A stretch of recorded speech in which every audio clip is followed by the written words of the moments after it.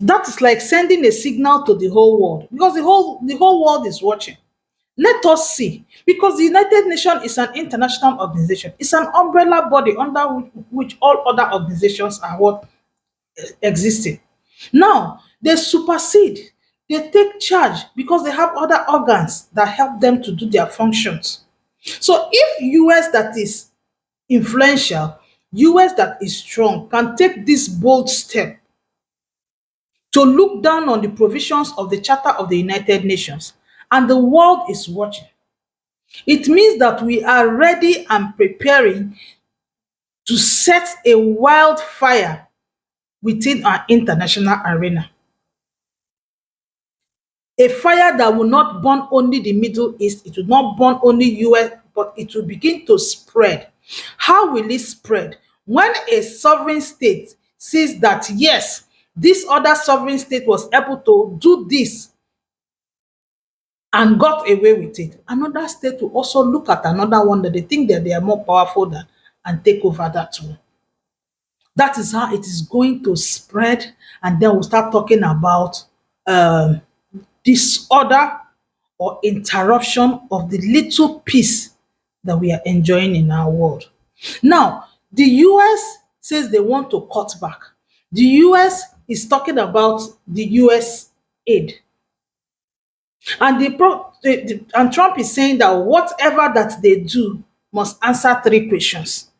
Whether that thing makes America safer. Two, whether that action or activity or program makes America stronger, or whether it will make America more prosperous. So my question now is, stopping this US aid, does it answer these three questions? Going over to take over Gaza, does it answer these three questions? Does it answer these three questions?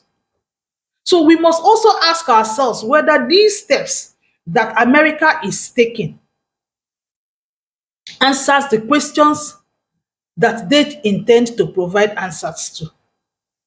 Because the draft article of the International Law Commission that we talked about under Article 7 has made a list of acts that immunity will not cover, even if the person is a head of state, even if the person is a president of a state, of a country. Acts of aggression, war crimes, crime of apartheid, enforced disappearance, about five to six crimes that were listed under that draft article. That when even a head of state is involved in the commission of those acts, immunity will not cover.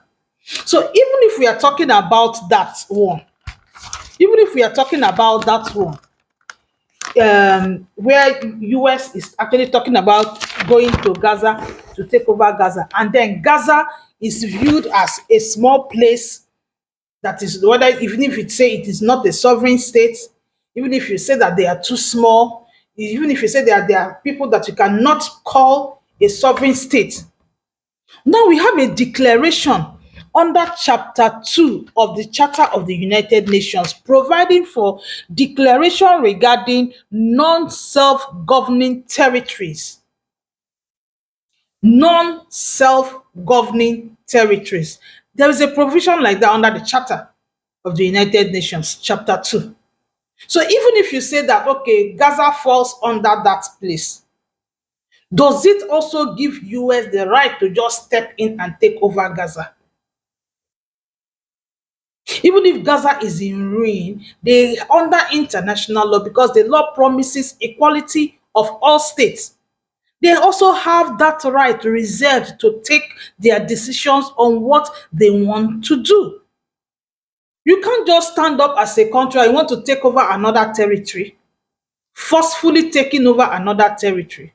That is against international law. So while the whole world is watching, let those who are advising Donald Trump advise him in a way that his actions, his decisions will not interrupt international peace and security. Different countries all over the world are already having their own issues peculiar and unique to them. People are not smiling because the everyday life becomes tougher and tougher.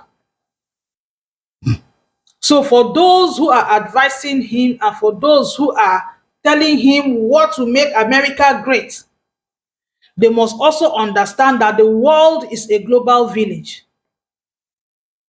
It's a global village. What is happening in one country has a way it affects those that are living in other countries and the lives of those in other countries. So we must be very careful.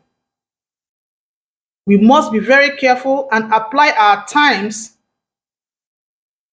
to see what the laws governing and regulating international relations is talking about. Respect.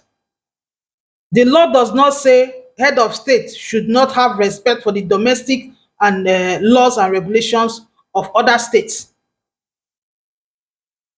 Whatever you must do in those states, it must align with what they believe, their culture. It must align with what their politics. It must align with what they want to do. You cannot forcefully enter into another territory because you are a president of another sovereign state and tell them what to do. That is against international law. Okay? Let us do better. There's so much stress going on. Let us do better.